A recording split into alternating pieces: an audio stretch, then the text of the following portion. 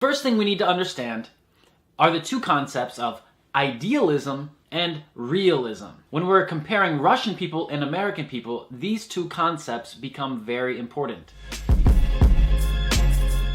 Because it's a different outlook on life. In fact, this first part of the video is going to be about differences in mentality. And idealism versus realism is a big part of that. So in case you don't know, idealism is where you think that everything should be like an ideal. So you believe in some kind of utopian society or some structure of society that should be perfect. And you operate under the assumption that things should work this way in this society. This is idealism, where we believe that there's something perfect and we believe that our real world can reach those perfect standards. The opposite, realism, would be where people understand that nothing is perfect, where people take the real thing as it is, maybe it's broken, maybe it doesn't work, and they accept it as it is, and they work with it as it is. They don't really try to work so hard to get to an ideal situation because there is no ideal. And these two concepts really explain a big difference in mentality between American people and Russian people. We can see in a lot of situations that American people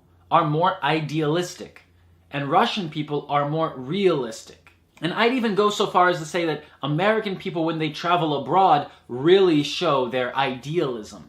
A lot of people believe and vocalize the fact that they think everywhere in the world people should do things the same as the United States.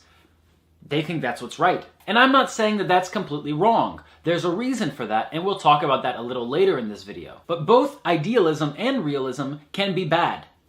For example, someone who is too realistic, we often call cynical. This person doesn't allow anything idealistic or even close to being idealistic happen.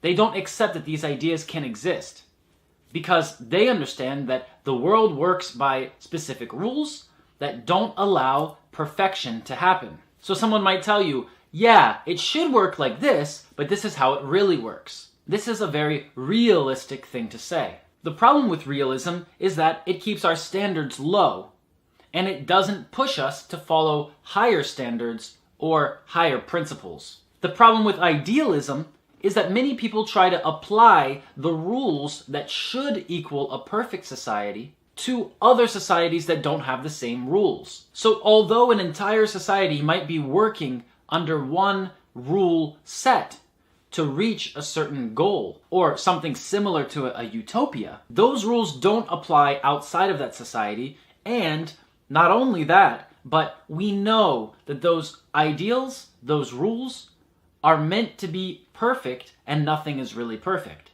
So we're always going to be disappointed in an idealistic society. So let's compare. According to American idealism, there are a certain set of rules and a certain way of doing things that should equal success or should equal a good result. You've probably heard before, if you work hard, you can do anything. Or if you put your mind to it, you can do anything. These phrases really express this American idealism. I'd even say that this idealism extends into individualism, where we believe that every individual can be anything. And sure, that sounds great. Why not let everyone do anything that they want and become whatever they want? But in the real world, we understand that that can't happen.